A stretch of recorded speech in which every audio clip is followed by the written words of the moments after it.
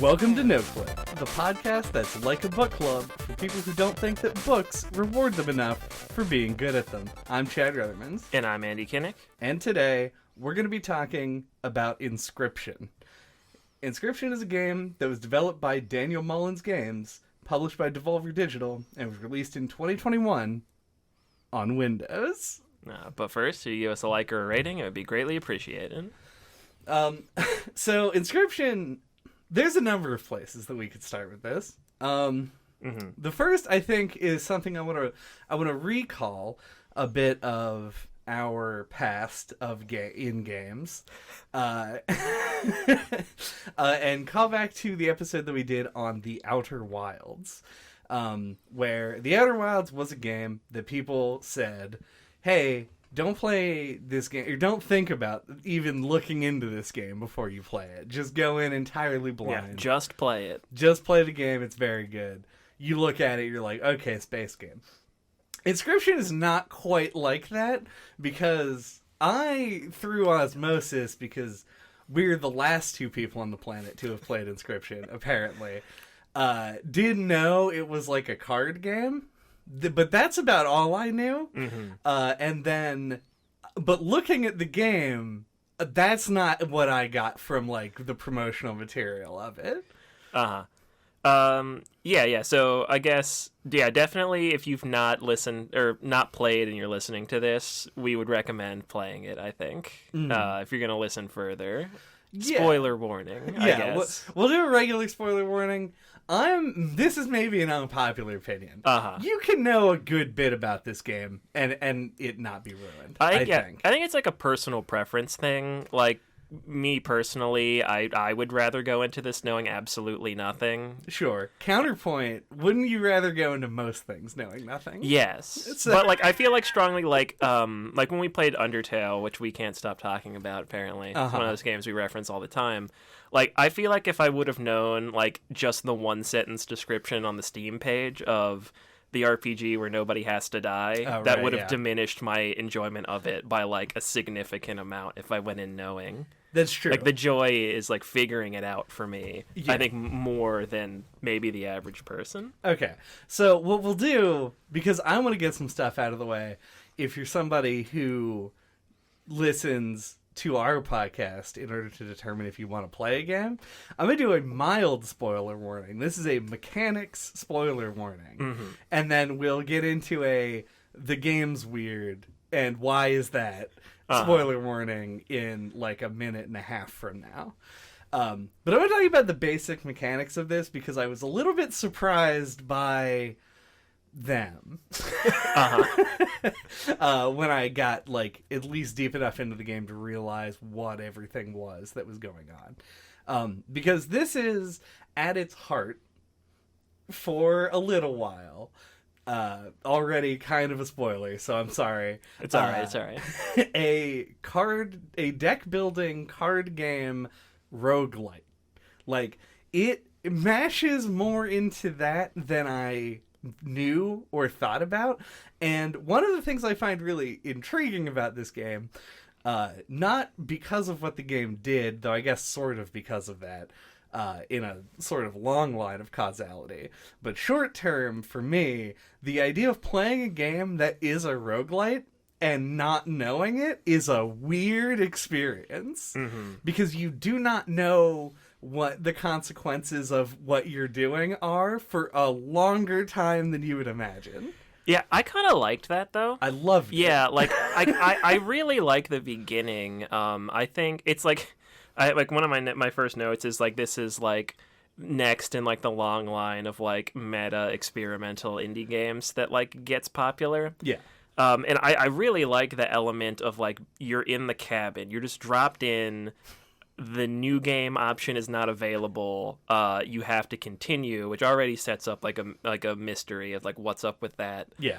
So it's mysterious right from the get-go, and like you walk around the cabin, like you're allowed to get up from the table. You learn pretty early, and then if not immediately, I don't remember. And there's like seemingly like Myst-esque puzzles in the cabin. Like it feels like a puzzle box where you're gonna have to like figure out what all the stuff does, like right under the card dealer's nose. Like it just has a really cool opening hook that like definitely, and like so I think like the roguelite element like even plays into it a little bit. Like you can like play a bit and then die, and then that's like a good excuse to then go look around at stuff and be like, am I missing anything? Like it the pacing I think works out in an interesting way. Yeah, it's very interesting, and and I guess this is where I'm going to put the game is weird. The rest of the podcast is just going to be full on spoilers, so that you know to get the fuck out if you are interested and haven't played it. This is the spoiler warning, for real. My elevator pitch for the game, if you haven't played it, is basically this is a card game, and no, that absolutely is not what this game is, quote, about, but it is how you mechanically interact with it. So if you're somebody like me who played 3 hours of The Witcher 3 and 2 hours of that was spent playing Gwent, you probably will like this game. Yeah, and if you're on the other side of the fence and you don't typically like card games, there's enough other stuff going on if you like a weird game to carry you through easily. Yeah, but you will have to deal with a lot of card playing. Yeah, so that's where I'll end it there. Big spoilers. So the the thing about the roguelite element and the no new game button that got me going didn't come probably until like I was 2-ish hours into the game, and I actually had like solved everything in the cabin. Because at that point there was an aha moment in my head where I said, this cannot be the whole game. And so now the mysterious elements really started to like bleed in to my play experience, and it transcended the spooky card game veneer that it put out, which I was very into. But yeah, I don't know. Should we just talk about like quote unquote Act 1? I mean, we can say that loosely, but like, I don't think other stuff is off limits. Sure. Like, I think that's a good way to structure it. Like, we'll talk about the beginning part first. Yeah. But I knew nothing about this game at all, other than like it's a card game that's like mysterious or whatever. Is basically it. And I don't know if it's because I've played so many indie games on this podcast, like we specifically look for weird stuff because we like it. And I guess like we played a game called Buddy Simulator, and that's all I'll say about that. And I think that like having played that game, like I almost immediately like once I like it sets you up, it shows you the card game, and then it's like, oh, you can get up from the table and look around. There was like a bunch of weird stuff. The front door's locked. Like there's all like these mysteries, like don't trust the card game guy, figure out all this stuff behind his back. Like I was like, there was no doubt in my mind there was going to be more to it. Like I was going to get out of the cabin at some point. Right. So yeah, no, I agree. Like I maybe dawned on me a little sooner, but like, yeah, like there is like you get used to the game as it is up front, and then you're like, okay, like you pivot to like what happens next. Yeah, because You're just so excited. I'm so excited. The beginning part of this game does have to pull double duty, essentially, because triple duty, even. This is an unprecedented amount of duty that it has to pull. And it's basically like, one, has to introduce you. Were you trying to come up with a poop joke? I was trying to think of something about double duty. I got nothing. Wasn't quick enough. I was also kind of going on that, and it left. Anyway, I apologize. we were not fast enough on the poop jokes that time. But it has to, one, introduce you to the card game mechanics, which I will have words about in a bit. I'm sure you will. Yeah. But it has to introduce you to them because you're going to be using them for the entirety of the 12-hour duration of this game. Then it also has to introduce the mystery. It has to basically sell its premise of being like kind of an escape room, which is sort of how it gets marketed in a way that like convinces you that like, oh, this is a big part of the game, is figuring out these puzzles and stuff.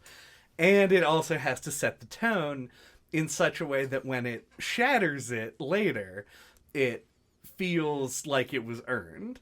Yeah, and it tutorializes a lot more than you realize at first, because like all the other like areas you get access to later operate under like there's similar kind of like little drawer puzzles and like similar like little layouts to the areas that the like the what are they called, the scribes are make their home, I guess. So yeah, and it does kind of like really does set it all up like really neat in like that one room cabin. Yeah. In an effective way. Oh, I think it absolutely rocks it. The introduction of this game, like the first few hours of this that are the roguelite part, are they may be one of my favorite intros in video games. It's a strong hook, for sure, yeah. It's extremely good. It's obviously right up my alley because it's got that like rural horror sort of like flavor. And yeah, I do like a card game. That too, yeah.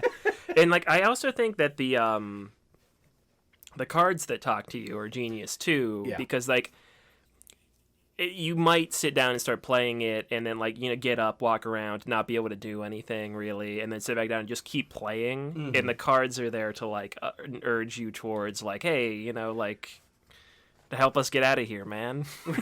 It's like that reminder. Yeah, and then like putting their clues and stuff in the rule book. Like I was definitely. So this game wants to mislead you. I think we can just say that outright. Like that's just a fact of the game. It wants you to think in. It wants your brain to wander in a bunch of different ways so that you can never quite hone in on exactly where it's going. Yeah, there's multiple threads. Yeah, and one of the things that I had in my head was, is this game going to do a year walk, right? Like be a kind of surprisingly weird puzzle game where all the solutions are not as they normally would be. And it only sometimes does this. They do have you have to find a thing in the menu. Yeah. Like Year Walk. And it's signaled in the exact same way. They put a little bit of the paint on the options button. Or panel. Yeah, it has moments of that. Yeah, but those are more like only every once in a while though. Yeah, they're like sprinkled in. Yeah. It's weird to say that like the puzzles in this game have a tone, but they do, and it's very cool. Yeah, they're there like in service of the tone. Like most of them, except for like, you know, the ones that are like really obtuse or, you know, there to hide extra secret stuff. Like they're not that hard. Yeah. They're more there, like for flavor. Like of like like you're like the escape room kind of feeling it has. For sure. And also, I guess we should definitely shout out before moving on from this first part that the game in its entirety, when taken as a whole, has these 4 primary characters, the scribes, and I will not remember the names of any of them except for PO3, who is the villain character at the end. The computer. Yeah, and Leshy. And we have to shout out Leshy for being a really well done creepy design. I like he plays the 3 different characters, like the trapper and the fisherman and something else. The prospector? Prospector, yeah. And he puts on the mask, and he's like, you know, because he's in shadow, and then he pokes his head out, and then all the stuff comes in on the side. Yeah, like the aesthetics of like the first act where you're like at the table and he's like across from you, like are really well done. Yeah. And part of what I think the first part's like the best part of the game personally. But yeah, that's a big part of it. But one thing I wanted to shout out, and I want to make sure I don't forget because it's a little thing. In the cabin, there is a globe that's like on the wall behind Leshy, and it is actually like a globe of the world of the game. Like, I noticed the skull hand. I was like, oh, that's like or skeleton hand on it. And I just was like, I kept coming back to the globe waiting for it to do something because I'm thinking about all the puzzles. Yeah. And it never ended up doing anything that I found. But then when you get to the Act 2 and you see the world map, you're like, oh, like, I recognize this. Like, I don't know if you would call that foreshadowing, but like it's like a great detail. Yeah, it shows that the first part of the game is consistent with the rest of it. Yeah. So there is more to it than that. And then if you fast forward really far ahead to the end of the game, once you beat it, you unlock a mode that's called Casey's Mod, which is essentially like a survival mode. It basically just brings back the roguelite part, but with more of the later game mechanics in it. And it goes back to the cabin. And I think it goes back there for a reason. Mm-hmm. It's because it's the most enjoyable space to be in, I think. Yeah. Like, it had the most time put into it. Yeah. Like, they do a lot with the other segments, but none of it is as fully realized as Leshy's cabin. Yeah. And I guess another thing I wanted to talk about with Act 1 is, and I want to get your perspective on this as somebody who's played many more card games than I have. Sure. I found the first act to be the hardest part of the game. And I was wondering if you did too, and if you did, like, I find that kind of weird. Because, like, I find, like the Act 3, where you're going through, like, the virtual version of the game board or whatever. Right. It has, like, corpse running. Yes. And I found that system in like checkpoints, and I found that to be like a lot more forgiving, and it's weird that they aren't reversed. Yeah, it is definitely more forgiving. I think they're the way they are because they want you to spend more time in the beginning part before it reveals itself. Yeah, but I, contrary to that, didn't. So I think that it has more to do with, there's two things in my head. One, very mild possibility that just I have played millions of hours of Magic the Gathering, and I kind of grasp the fundamental elements of card games a little bit better. I don't think that's really it. I think that they took card games, deck building games, and roguelites, the two genres of game most heavily influenced by luck, and I had good luck and you didn't. That's fair. Because we did count it up. Like, you had, what, 7 or 8 deaths? It took me 7 tries to get out of the cabin. Yeah, and I had 3. So it was a lot... it was a lot smoother for me, especially once I, like, got what was happening. My goals became more clear, and I knew more what I was looking for. Like, it took me... My whole first try, obviously... didn't know what any of like the special squares on the map were. So I was just like, I'll go here. Oh shit, I only have one card. I can't really, if I sacrifice this card or whatever, I'm not really getting anything for it. Yeah, like I found the sacrifice system that Leshy has to be more interesting overall. But I found like the, as you informed me, Hearthstone style energy system to be easier, personally. Yeah. I would agree, I think. Yeah, like, I feel dumb thinking back on it, but there were times where, like, with the sacrifice system, I would, like, get ahead of myself, and I'll, like, have a squirrel card, and I'll just play it, and I don't have anything to, like, I want to sacrifice. Like, I'll need to sacrifice, like, 2 things, and I put the squirrel down to sacrifice it and don't have another one, and don't want to kill any of my other cards. I'm like, well, fuck, I just played that card. So I would do shit like that. Those rookie mistakes. Yeah. There are a lot of like little things like that. And also, like, I have minor gripes here and there with the introduction, though very few of them comparatively. And one of them that I have mechanically is like, it's kind of hard to read like what's going on the table. Like, it's hard to tell how many bones you have. Yeah, because they're all, like, just plopped there. Yeah, just a pile. Which I think I prefer as an aesthetics guy, that they're just kind of there on the table. But it is kind of annoying. You can't just check how many you have. Yeah, and, like, when you're in the draw phase, you can... I might be... Hold on.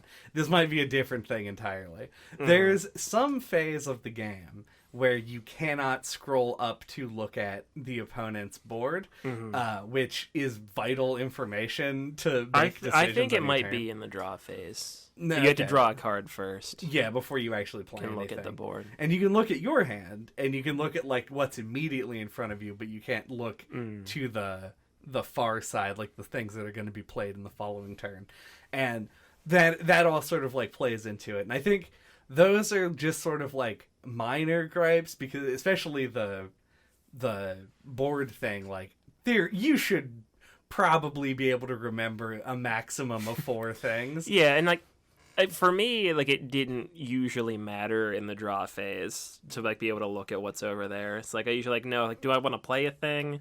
Then maybe I'll draw a squirrel. If I have squirrels, I'll draw a card. Right.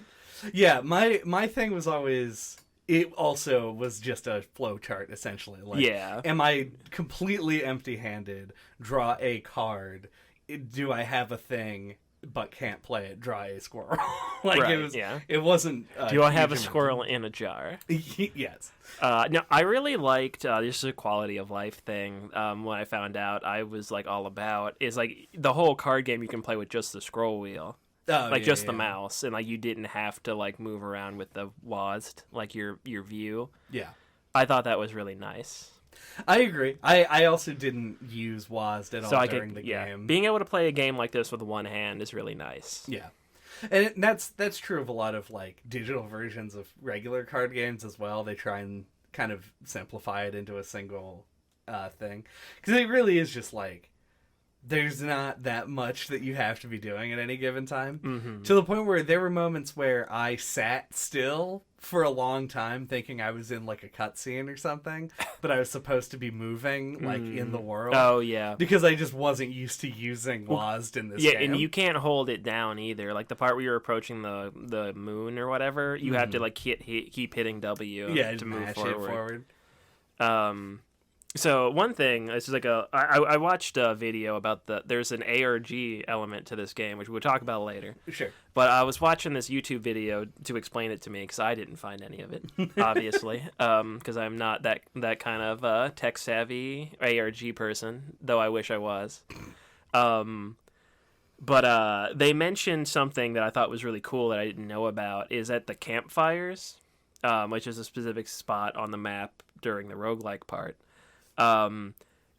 If you give them a ringworm card, they will all get ringworm, and they will not be at any of the future fires, so that you can just pump up your cards to the max level without the threat of them eating it. That's very interesting. Yeah. I have a lot of questions about that. Uh-huh. Can you pump up the card more than once at a fire when they are there? Yeah. That I didn't But realize. it's like a risk-reward thing. Because like there's a the higher chance. the number gets, the more likely they are to eat it. Right. I didn't know that. Oh, yeah. Like, it always says, like it asks you if you want to do it again, I thought. Or maybe the language is more ambiguous than I remember. Possibly. Because I definitely always did it once, then left, and it always had the same You could dialogue. usually get away with 2 times. Like I tried it 3 once, and they ate the card, so I only ever did a max of 2 any other time, and that always worked for me. Interesting. Yeah. Man, I must be really good at card games, because I didn't take advantage of that at all. But anyway, you can break it even further Interesting. by giving them them ringworm. And I don't think I ever got a ringworm card.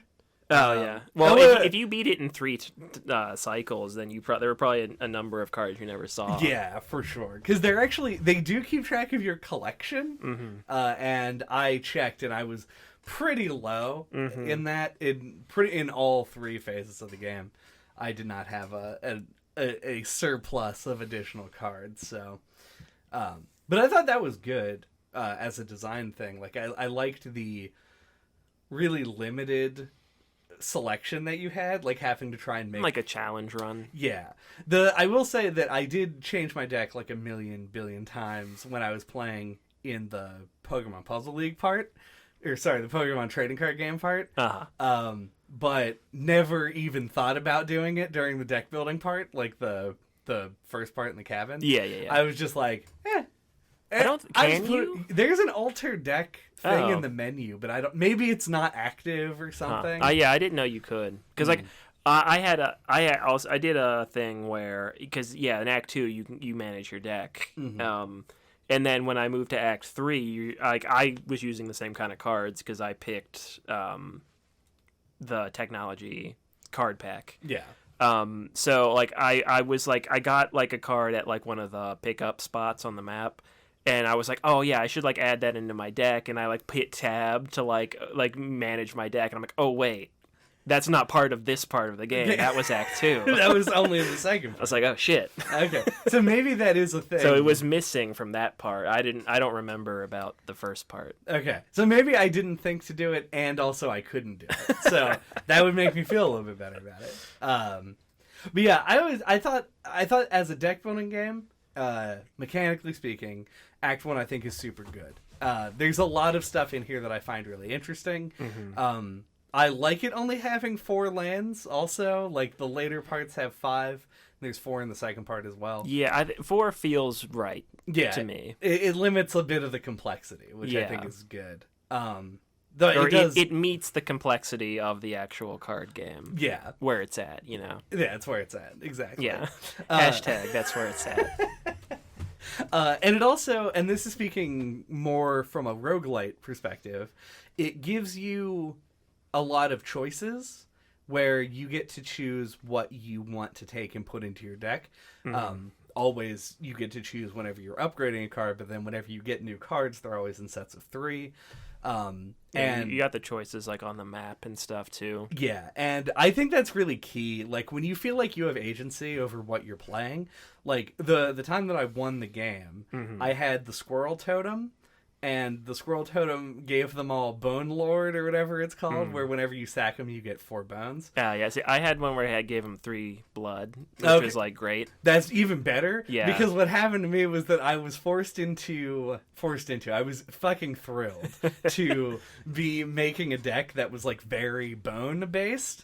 So I would have cheap blood creatures that I would sack squirrels to play, and then get tons of bones, which I then used to cast like the vulture, and like the 8 bone drop vulture, the 8 bone drop, and like the cockroach Dropping that comes bones. back to your hand every time. Yeah. Super good on defense. A very grindy deck, but it's one that like I could obviously see the through line, right? Like I saw the ability that I had and how to build into it, and that took me to victory. It was I beat the first boss, died to the fisherman, beat the first boss, died to the fisherman, beat the first boss, then the fisherman, and then went all the way to the end. And it was because of that, essentially. Like, I found a key synergy and was able to build around it, and that's how I felt playing my favorite roguelites, are the ones where you find a synergy and build into it and become, like, very strong because of it.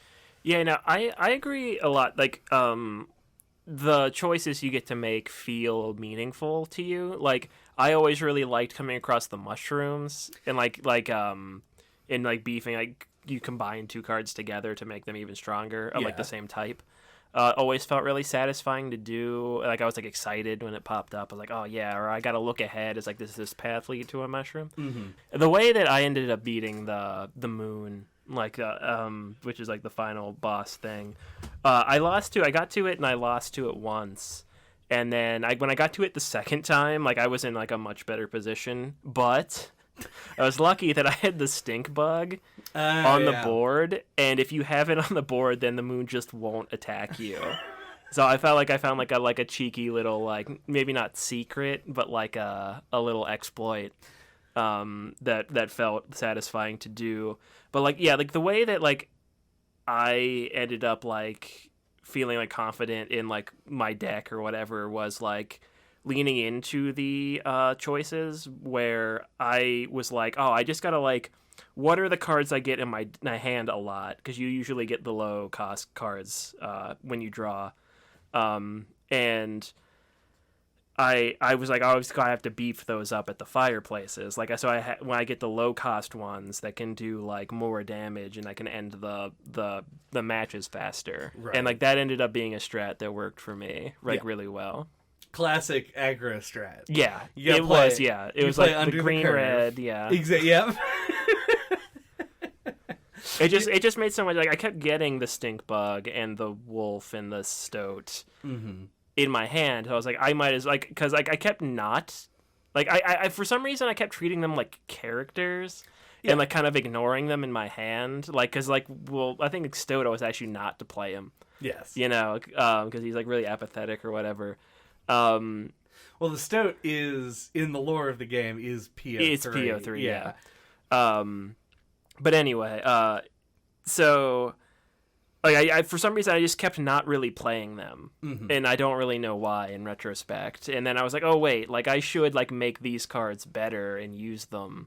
I think that was the point of making them, giving them personalities, is so that you'll want to use them. But yeah. Yeah, I mean, to be fair, I did sort of the same thing. But specifically it was with the stoat because he would always say, don't pick me, like, especially with like the fire and shit. So I was just like, okay, like I won't. So the stoat was always just a 1/3. Yeah. Forever for me that I never increased. Yeah, in this game though, like the difference between like a 1/3 and a 2/3 is like pretty big. Is massive. So yeah, it's like it's always worth it to pump him up one. And once I realized that, it made the game much easier. Yeah, it sure does. But yeah, so that's that, and that we got a little bit of the mechanics in there, which is good. Because after you complete the a lot happens actually. When you finish the first act of the game it just drops its load on you immediately. Yeah. And is like, everything's gonna get a little bit weird. Because I believe the first thing that happens is that it cuts to the Lucky Carter screen of live action videos for you to watch. Yeah, I almost even forgot about this while we were talking. So there's this extra meta layer. Because there was already, you were playing the card game and there was the meta layer of the cabin. I don't know if meta layer is a good descriptor of this, but that's just what I'm going to call it. Yeah. And then once you beat once you beat Leshy and you move on to the next act, there's this intermission kind of section where there's another meta layer where this guy who has like a card opening YouTube channel or whatever, like he buys these card packs and he's filming himself opening them, finds this game called Inscryption and like, goes and finds it in the woods and whatever. And like, there's this whole like found footage, like layer, and you're like playing as him. Yeah. Which is really weird. I do element, and like it all ended up in the end like not factoring into the game as much as I expected it to. I think it's a little bit more there for the ARG element. Yeah, I would agree.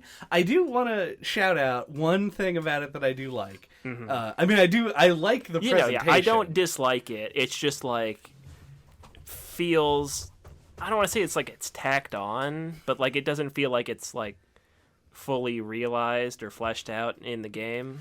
Yeah, it doesn't feel well integrated. Yeah, that's the simpler way to say it. Because it's a weird. You said you weren't sure if meta layer is a good way of putting it. I think it's a perfect way of putting it, because when you get to that part, right, like it overlays it as a menu on the computer screen. Yeah, like as if you're sitting in front of his computer. Right. But to me that like abstracts everything about it to like one level too much to this meta layer where at that point what the game is doing. Like, I guess maybe you have to have some level of experience with this kind of a game that we obviously do. Yeah. That, like, when it goes to this, you're like, okay, so it's going to start implying, like, things about the game Inscryption that I'm playing. Yeah, so, like, for me, I beat the moon, and I was taken to this part, and it does actually serve as like a nice intermission. Yeah, because like you just beaten the thing that you've been trying to beat, and it's like now you just get to watch a little video, and it's like this whole new angle, It's interesting, and you're sucked in. You're already invested. And it's just like, God, I keep losing my train of thought. There's just, my mind's all over the place with this game. Like, I'm thinking about it, like, if I had played this game, like, God, it's about, like, 10 years ago now. Getting old. I feel like that twist would have, like, blown my mind. Mm-hmm. Whereas, like, playing it now, like, especially after doing this podcast, we've played a lot of, like, weird meta games, like you were saying, like, I immediately kind of knew where it was going with itself. Yeah.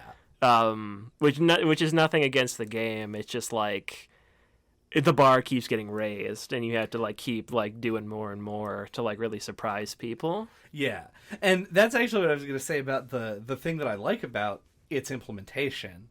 I don't love it being as obvious as it is, and I don't love the kind of intermission-y feel to it. It's the one that breaks in after you kill the second boss in the second part of the game.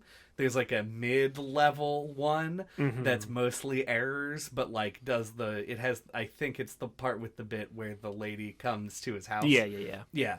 I think that one works better because it's unexpected. Yeah. Well, I guess the first one's unexpected because you don't know it's there. But like you don't expect it after knowing about it. You're surprised that it showed up again so soon. Yeah. But I like that in most of this type of game, which we need a name for, the meta game. Sure, that works. Yeah. It does something to implicate the player. So it would look at your Steam thing and call me Chad or whatever. But this doesn't. It sets itself up specifically as a narrative in which Luke Carter is a character. Yeah, like a lot of other games, it would just be you, and Yes. Luke wouldn't exist. Yeah. But because we have this extra layer with Luke as a part of this thing, it keeps it as entirely a fictional narrative. Like, so there's a danger always when you do stuff like this that it's going to come off as cheesy and weird. But to me, this works better as a whole work. You know, it like works one better text. as a narrative when you have a character. Yes. That's not you, because like it adds, as you were just saying, there's danger in a different sense because Luke can die. Yes. If it's you, like you're a video game character in this sense, and you can't die because it'll just reload and you'll keep playing. Yeah. So like there's more mystery, and there's more like what's gonna happen with him because he's his own character. If a meta narrative style game ever made me fear for my own life, that would be the most successful. Yeah, well, I mean, like, that is an interesting idea.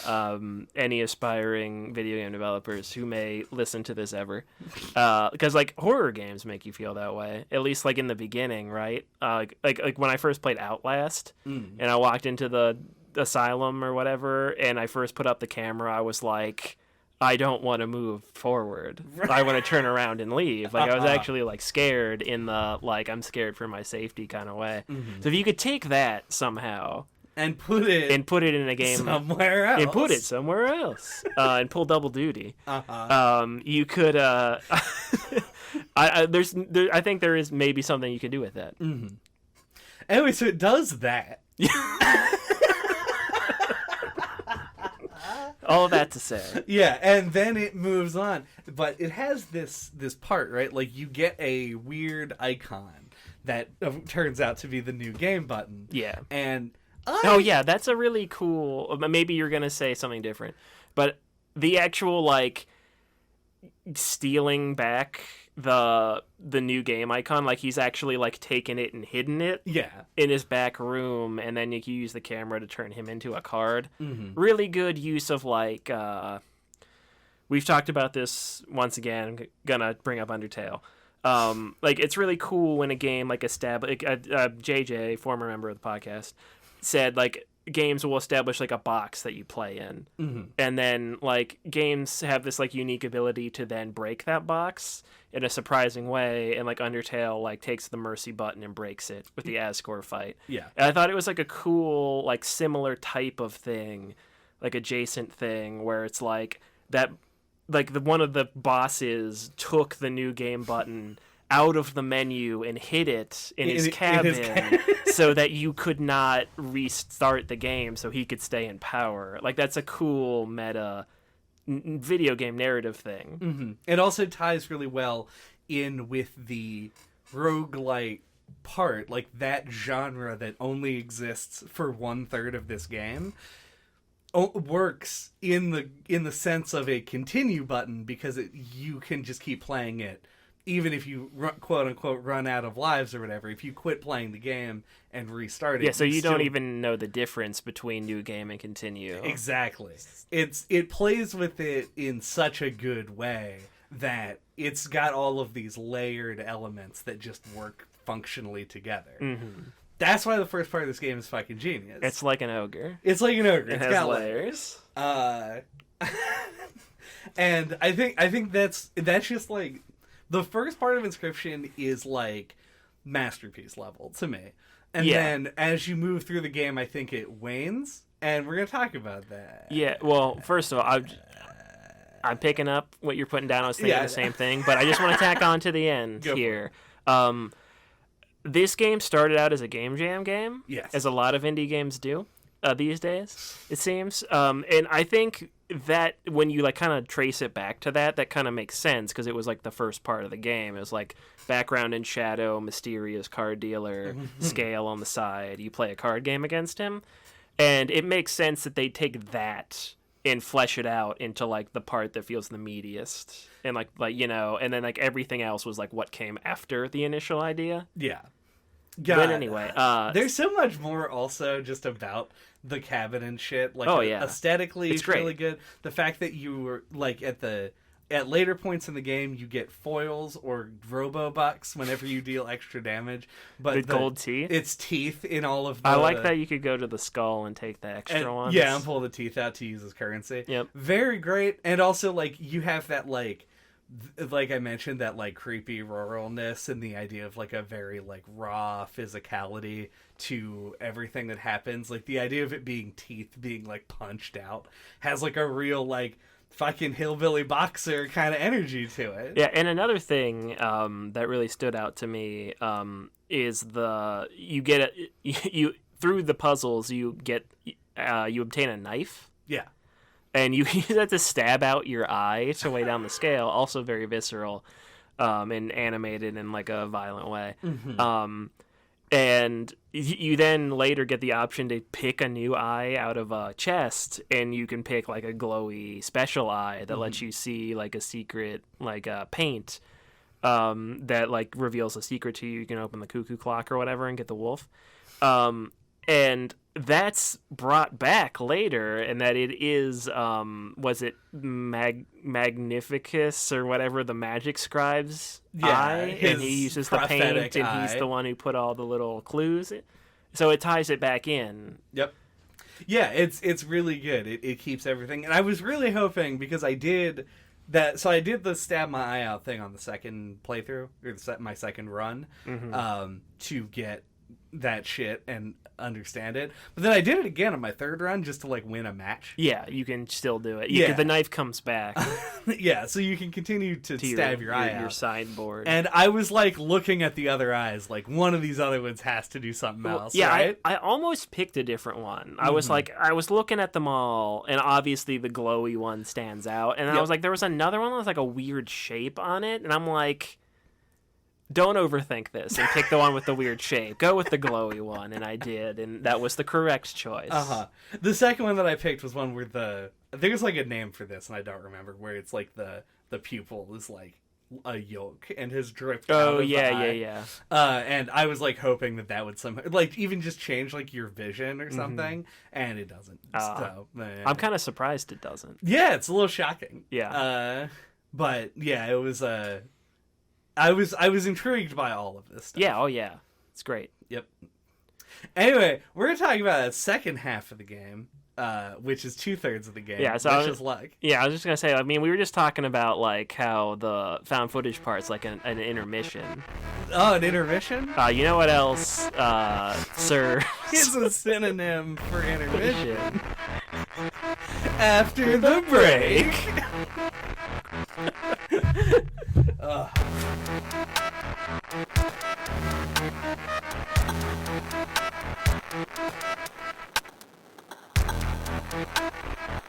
Welcome back.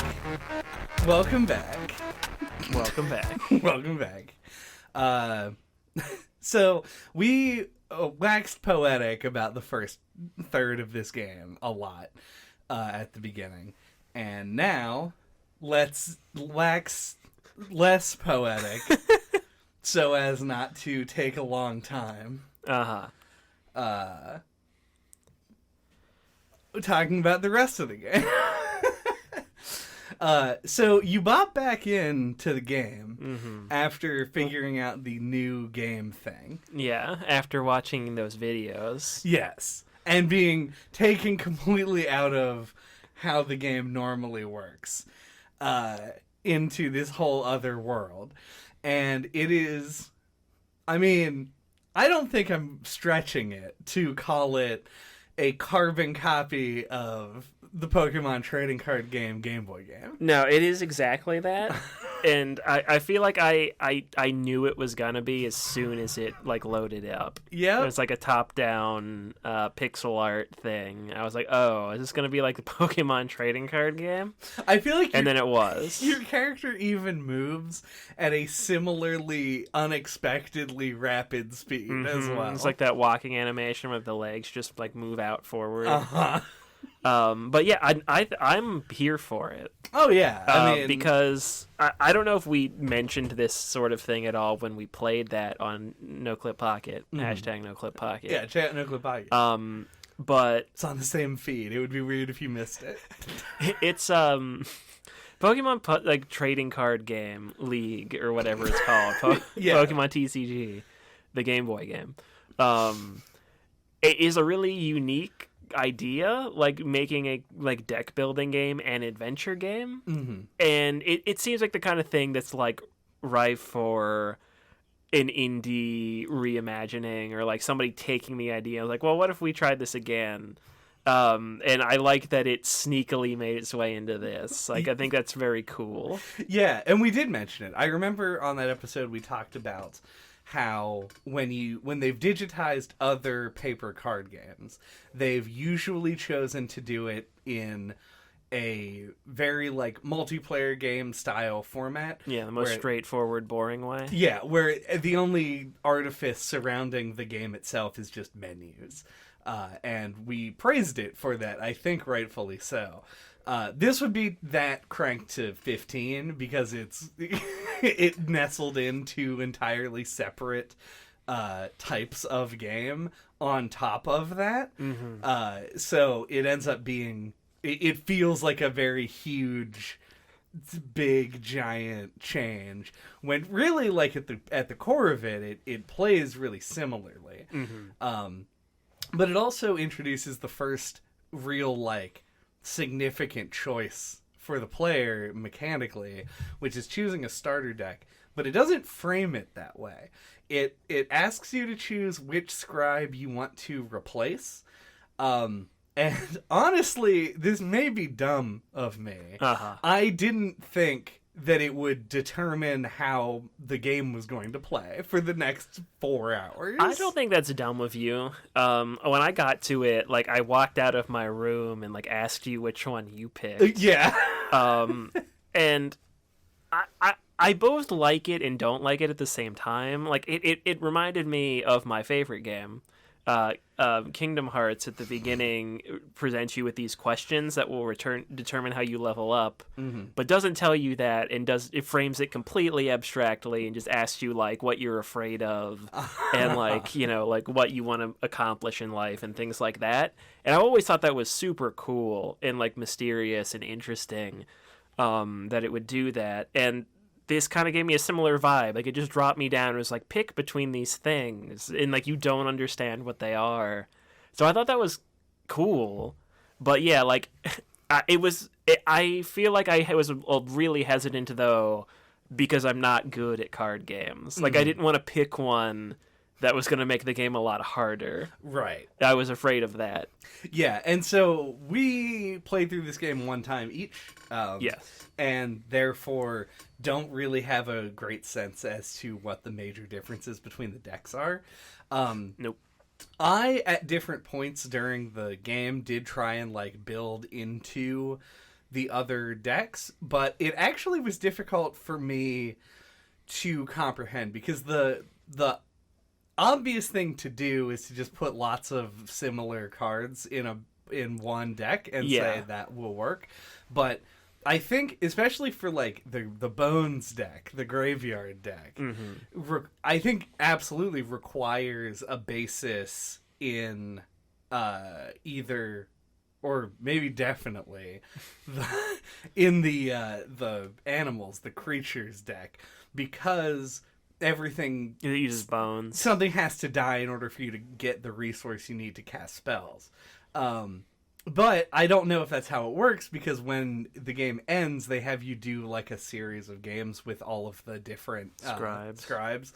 And the bone one just seems to have a fucking shitload of, one, the skeleton card that doesn't cost any bones to play and dies after it attacks, and the grave diggers, which dig bones at the end of your turn. So that could be the strat, and I just didn't have enough of those cards, like a critical mass of those cards, to make it work. But like, I couldn't get that one to work. Yeah. I think the most self-explanatory ones to use are the robot deck, which operates on the Hearthstone. You get 1 mana a turn, and it adds up, and then you always have the maximum to spend once you reach it. And the wizard one, which is the one that I chose. Yeah, and you already know how to play the beast deck, so... Yeah, and you know the beast deck. Though, honestly, I mean, I guess, once again, if you choose the starter deck, it'll give you enough stuff to, like, make work. Yeah. But, like, I don't think the beast deck has the squirrel deck in the second mode. I could be wrong. Yeah, I didn't mess with it. So. Yeah. But I don't think it does. I think you have to put squirrels in your deck and draw them, which makes it a lot harder, in my opinion, it seems, to really get something that works.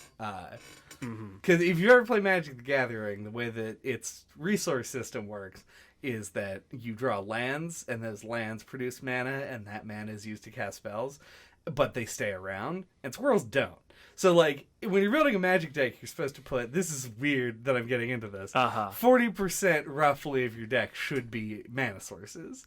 And if you put that many squirrels in your deck, so, like, in a 20-card deck, if you had whatever that fucking adds up to, 8 squirrels, you would just run out of them, because they go away. Yeah. And I guess you can sacrifice other creatures in order to make the mana for the other stuff. The idea is you want to win before that, yeah. I guess. But that just seems, to me, that seems like a really hard, like, deck building challenge. Yeah. In my mind's eye, because I didn't do it. Yeah, yeah.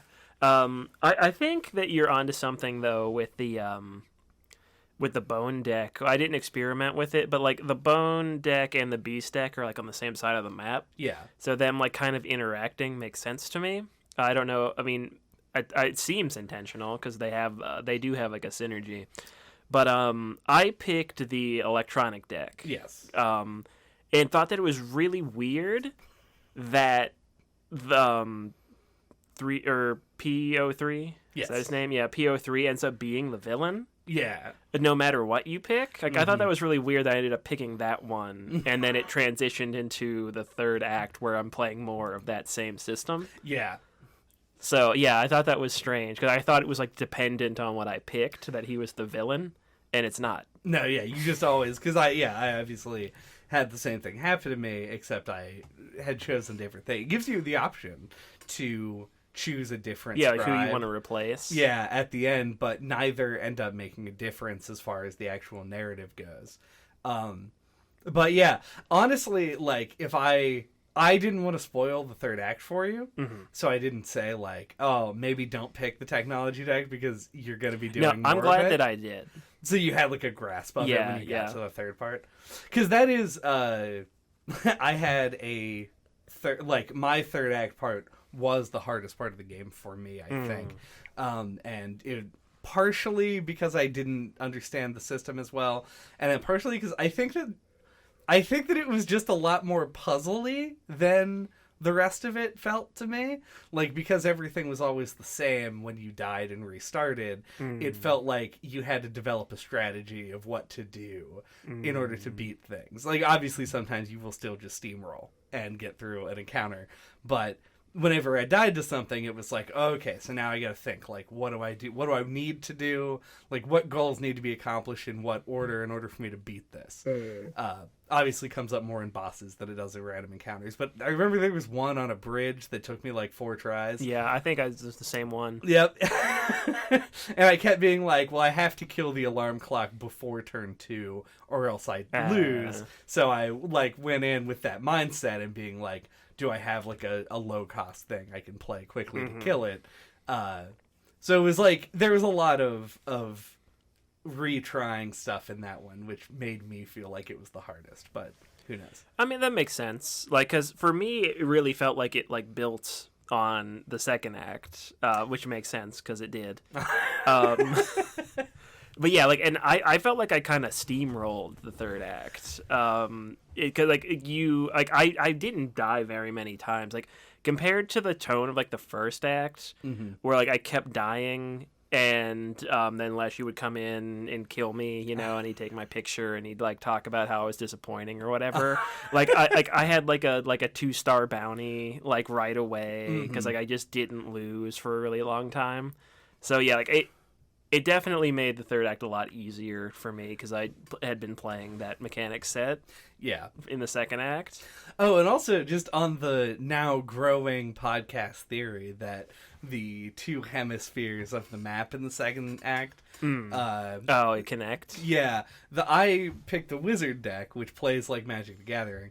And I ended up becoming like a split energy wizard deck, and they felt like they had synergy, and then in the third act they also bring the gems in. Yeah, the gems, there are gem cards in the electronic deck. Yeah. Which is sort of how it came to pass that I ended up with multiple like archetypes within the same deck, because you end up like the best card in my deck for a long time was a card that used energy, and it's one of those things like Bones. If you have a few, like a low number of high impact cards that use those systems sprinkled in, then they end up working even if your deck isn't themed around it. Because like if you have like one card that costs 4 bones in your deck, most likely 4 things will die before you draw it. And with energy, it's like if I have one card that uses energy, as long as I don't cast it before turn 3 or whatever it is when you actually get the mana to use it, then it works. Like it just functions. You just like have like a big like damage card that's just in there because you can afford to pay it. Yeah, and mine actually was a wizard card that just used energy as a cost for an activated ability that pumped it 1/1 for 3 energy, and a lot of games would just come down to that. Like I would eventually get that card, play it, and make it unbelievably massive, and it would just destroy the other person. One thing that I didn't mention when we were talking about Act 1 was every time you die, it creates a card of you. Yeah, and you can like get that card into your deck.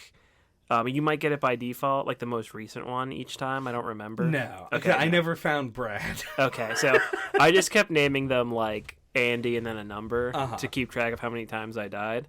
And like I had one that was like really good. Like it was like a 614 or something. Like I don't remember how I got it that high.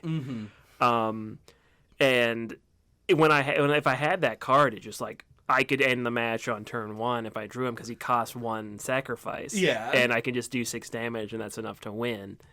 And you can get some of those cards at the end as well, which were like a big help because I had 7 in rotation. Yeah, I don't think I ever saw any of those during my game, like any of my death cards. Yeah, like on like the one of the final ish boxes. What is it like? Something with a G? Is it like Golly or something? Oh, the one that connects to the internet? Yeah. Yeah. Anyway, that character. can play those old cards and then and also like just give them to you at some points. That might be so the way that boss worked for me. Oh yeah, it like pulls one from the internet. It pulls from your friends list. Oh. And I have like 6 friends or something Right. who have played Inscryption, and so their cards would show up. Yeah, like it makes cards with your friends like profile pictures on them. Yeah, that happens. Oh, okay. But then they can also play like your cards from earlier in the game. Interesting. They may have done that and I just didn't recognize it as being one of my death cards. Yeah. But I think that's possible, though I don't Because really I ended remember. up with a couple of them. Oh, okay. Like 2 of them, I think. Neither of them were Andy. I think it was 83. Was Right. the 614. I didn't get him, but I know I did. There's like a part in that boss fight where it asks you to make a card that it's going to send to somebody else. And I was excited by this prospect to do that. And went out of my way to make a card that I thought was like super overpowered. sure. And I don't know. His name was like Dr. Toot or some shit. And it was like, all right, you sure you want to do this? And I was like, I hope you weren't trying to troll somebody, because here it is. And they gave it to me. But it was like a 5/1 flyer. and I had to make it cost 4 mana or whatever, 4 energy to cast, because in order to get the power that high.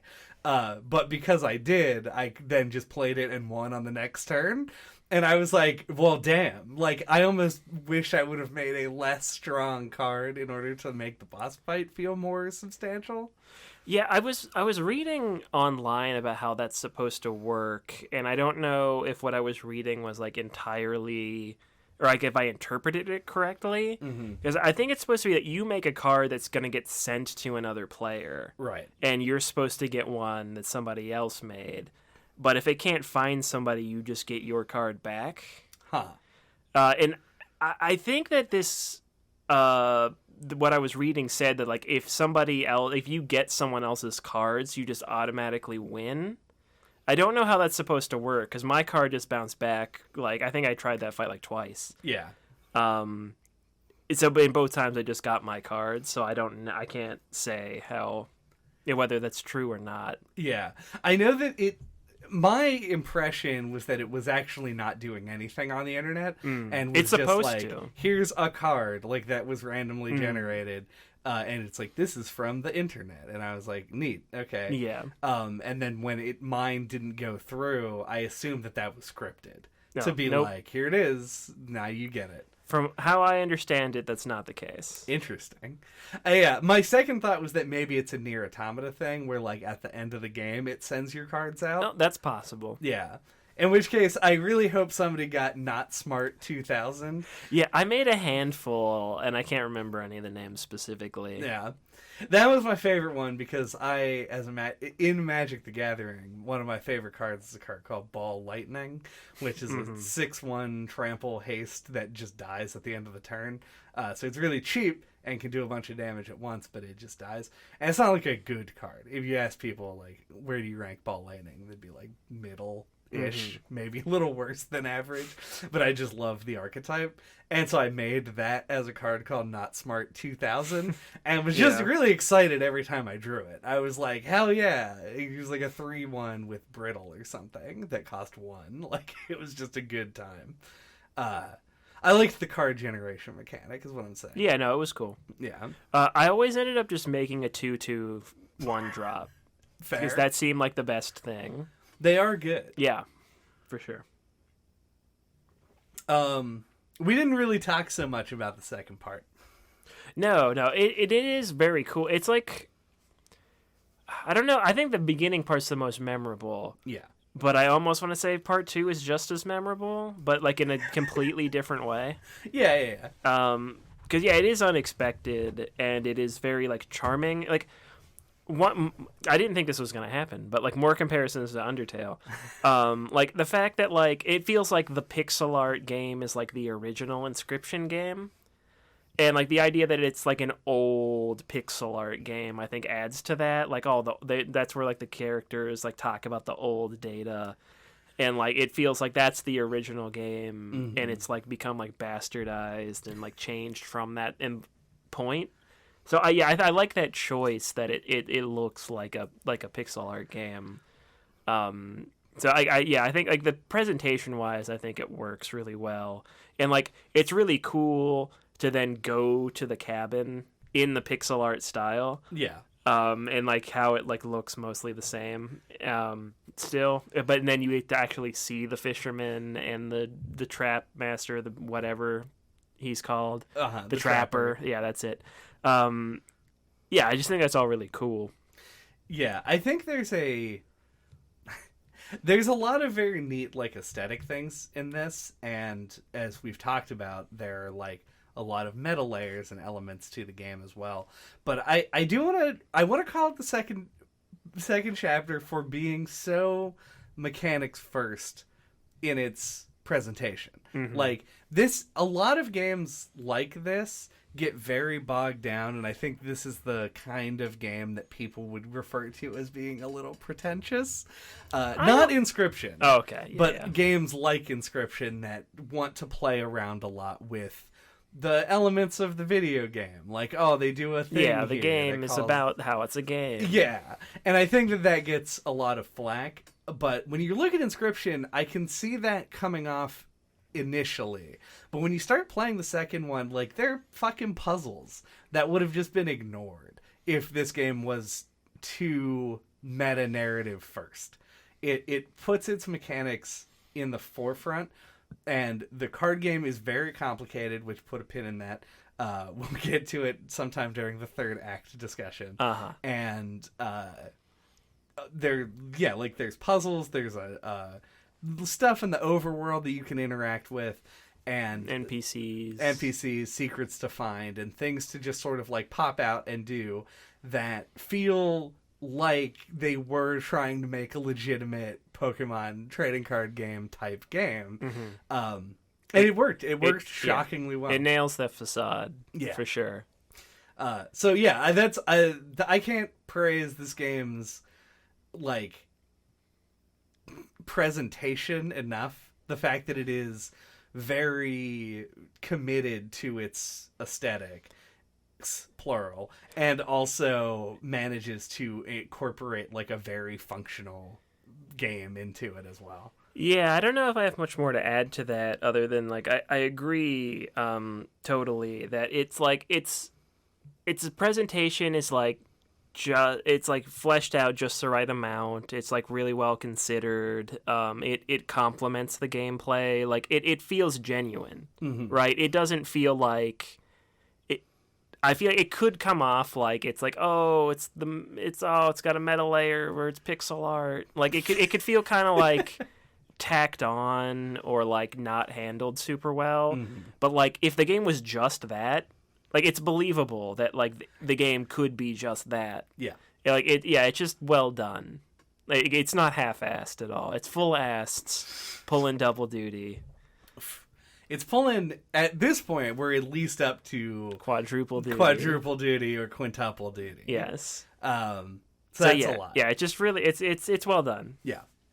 And also it's just like the most true deck building part of the game, because rather than getting stuff and just automatically jamming it in, you actually have lots of choice. You get random packs. It's the part where you actually build a deck, really.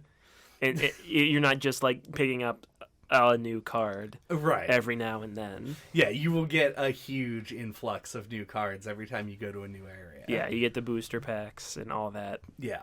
And I just find that it felt very refreshing after the first part, even though I I didn't think I needed refresh. Yeah. But then I got refreshed anyway. I was like,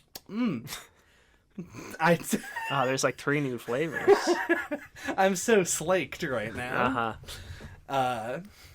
But yeah, and then it ends, and you go back to sitting in a chair at a table for the third act, which we can talk about now. Yeah. So you beat all 4 scribes, and then the story advances to where PO3.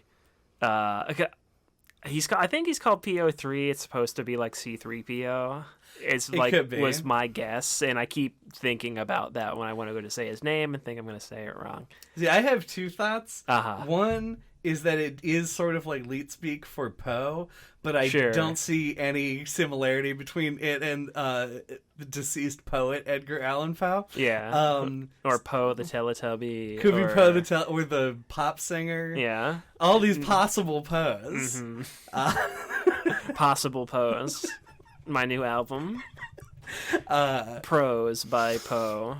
And then the other thing that I thought I was a fucking genius for coming up with is his name is last alphabetically among the 4 scribes. Okay. And I was like, oh, is he gonna get deleted last in the ending? No, he doesn't. It doesn't happen at all. But I thought that's clever though. Yeah, I was like, I hit the bullseye right on the head.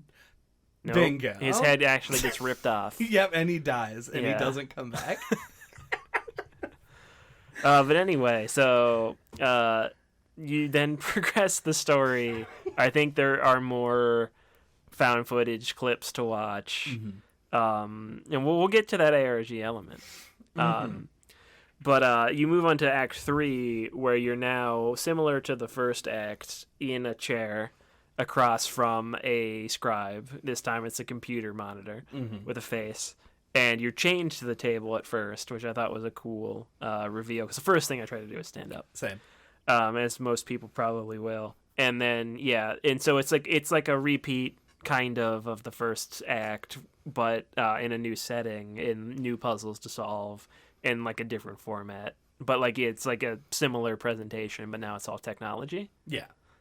Yeah, and it's tech. His board is hologram thing. Yeah, and it is in the cards are floppy disks. Yes, which is cool. There's a joke image that floats around in the Magic community of somebody who sleeved an entire deck in top loaders, which are these thick plastic things. And it made me think of that because like a normal sized deck in those is like 2 feet tall. And I was like, that would be comical to have that many floppy disks in a big pile. But that was me. The other thing is, so this part of the game is, it's electronically rendered. What I was going to go into is that this is yet a third genre of game. Yeah, it's very blue. Yeah, extremely blue. And it is more, I guess, board gamey, and it has like a checkpoint and corpse running system. Yeah, it's actually very similar to the first act, but it's like just a few. It's a good example of how like a few tweaks can make something feel very different. Yeah, because like the first act also has like a board where you move a piece on it and you pick a path, but this one is like a little bit more free to move around. Like it feels more like you're moving around a board because you can move any direction or like up, down, left, right anyway, and you're not just like picking between forks. And it has checkpoints, so when you die, you don't start all the way over. And if if you get back to where you died, you get to keep your money, right? Your Robux. And to me, like I found that system to be a lot easier personally. But it definitely feels different, but similar. This is a good way to put it. It is different. It is similar, but different entirely. Yeah, and it's kind of how all the, you have, I'm sure, like a much more nuanced opinion on this, but like it kind of felt like all the the different versions of Inscryption that all the scribes had were kind of similar. Like where they were all had like a similar base they were working from, but all had their own spin, right, on how they worked. Yeah, and it all sort of goes into that resource mechanic. This is that pin. It's remaining pin. Now. We'll come back to it. I figured. Yeah, but I agree. I think because the game ends up playing really similarly, it's not super jarring that it changes styles. But what it does do is change the way that you sort of interact with it, because you now have like an objective in a way that you didn't know until very late in Leshy's part. Yeah, and so it feels more... It's more like you're making a beeline for the end. Yeah. This is like almost, I'm like reaching for the pin, but I'm not sure it's there yet. Mm-hmm. I felt like the third act of the game drug on a little bit because you knew that it was set up like the second act, where you have to go to 4 different things and beat bosses. Mm-hmm. It's kind of retreading. Yeah, and like I love the bosses. Yeah. The bosses were the highlight of the third act for me. But I felt like there was a lot of me walking across bridges without really being able to see where I was going. And eventually you just get there and you're like, oh, look at that. Yeah, I think this is another illustration of like how different people interpret things differently. Because like for me, I found the third act to be a little disappointing. But for me, it was like presentation driven, whereas like once again, buddy simulator setting certain expectations in my head for weird indie games like this, like. Because you have the first act, and then you go to the second act, which is like a complete change. It kind of almost like sets up expectations that the third act is going to be a third different thing. Yeah. And it kind of returns back to the format of the first in a way that kind of feels like a U-turn. I don't know. It feels like kind of unsatisfying. Right. To go back to it feels like a step back. Seen. Yeah, it feels like a step back. Yeah. And when you were expecting a step forward. Mm-hmm. Yeah, or a step even further back into the past. Maybe it's a text-based card game now. Oh, that'd be kind of cool. That'd be kind of neat. Yeah. Yeah. Well, because it's a robot. Do it as a text adventure. Ooh. Mm-hmm. It'd be kind of cool. Now we're cooking. Now we're cooking. Now, yes. Now we're cooking that robo meat. But yeah, it's like a nitpick. But yeah, I found myself a little disappointed that like the third act didn't have like a different presentation. Right. A more different presentation. Yeah, it's strange, sort of, because it ends up being like, you feel like I've seen this before, and you feel that twice. Because you feel it when you realize what your objective is, and you feel it the moment that you wake up and realize that you're doing the thing. Yeah. And they put a spin on it, but it's entirely a mechanical spin. And in your case, it was only like a 180-degree turn because you were already playing with this deck.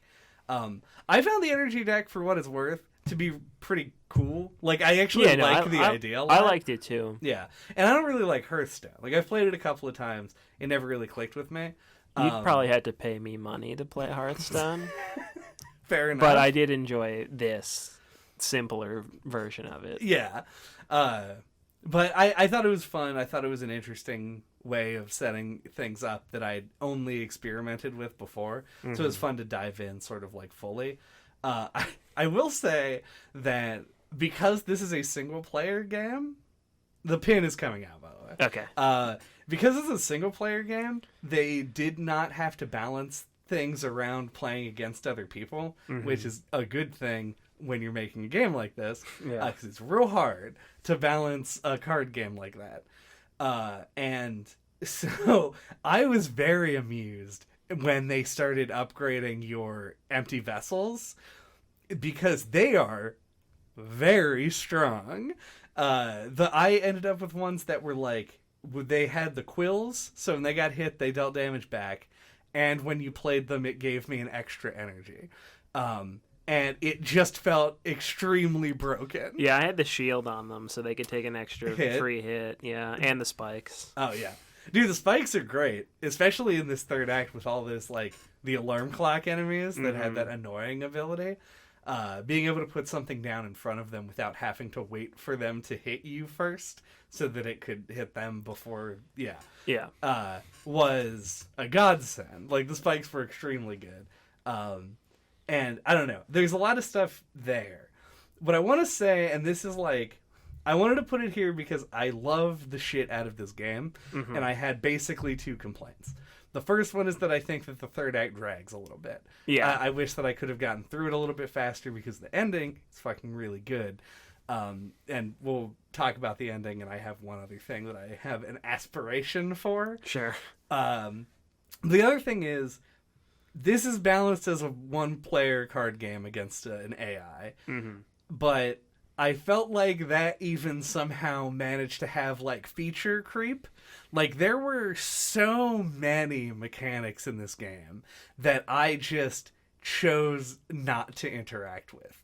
because there were too many for me to keep in my head. And like I've been playing Magic for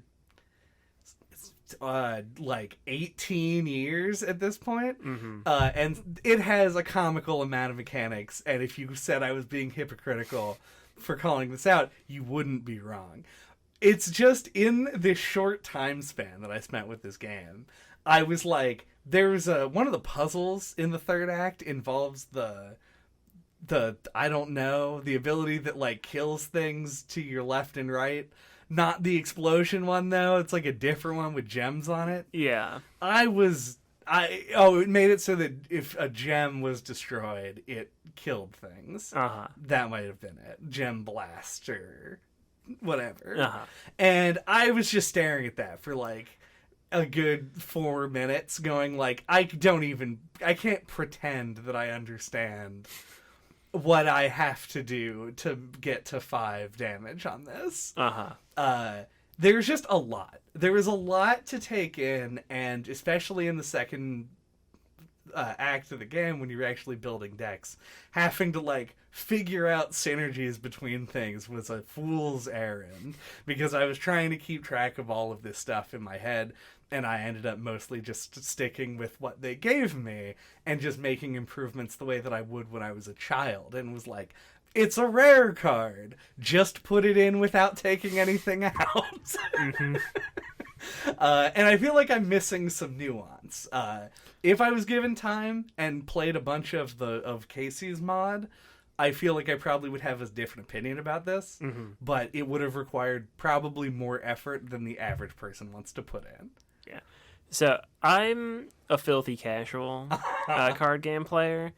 I like Magic, but the only friends I had to play it with are you and JJ, and that's like trying to play like a pickup game of basketball against a college athlete for me. So I don't play it that much. But all that being said, I don't think that's unreasonable at all. I think that it has the 4 different decks, and they do have a lot of similarities, but it almost does kind of feel like trying to combine 4 different card games together. And I think that those are there for repeat playthroughs for you to pick a different one. So like I don't think that's like on you for not like wanting to interact with them all. I completely ignored the Magic and the Bone decks. Yeah, like I did not interact with them at all, except for playing against them in their zones. And yeah, and I feel like it has to have been what they wanted to do in the beginning, to have which deck you pick determine the villain for the third act, but ended up running out of time or resources to do it. Yeah, because like you only get to play against the Bone Lady and the Magic Bush guy at the very end, and I feel like they probably wanted them to be a bigger part of the game, and like for you to actually play the 3D versions of their games more. Yeah. I either just very quickly, I either disagree with that or agree a whole lot. Yeah. Depending on how you look at the wizard guy. Sure. Because it seems like his entire existence is a gag. No, it is. But I feel like because he was the one who was done last. Yeah.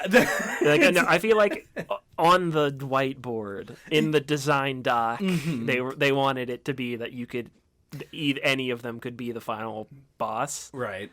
But ended up just with PO3. Yeah. That's my speculation, but it seems like it. Yeah. But anyway, I rambled a bunch there.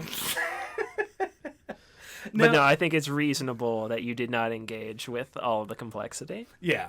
And I think that is true. I think it's one of those things that, like I said, if you played the endless mode, you would just get a fucking handle on it, and I bet it's fun. I bet it's like really cool to get used to and build more custom decks that like really lean into certain synergies, but it just never felt to me like I think some of it should have been reined in during the regular campaign of the game, because it did feel overwhelming. Did you ever just like flip through the rulebook? No. I had this like wild idea. I know better for my own tastes not to do that. Yeah. I had this wild idea that I was going to look at all of the abilities, and when I realized that there were more than 10, I was like, what? Like, how did they even come up with 11 animals? I couldn't name that many. Yeah, like, you do get the sense that there's a lot of stuff you're just not interacting with at all. Mm-hmm. Like, there's a card that I never found that apparently like can break the game in the first act called the Ouroboros. Oh. And any time that it dies, it gains 1 health and a power or whatever, like attack and defense.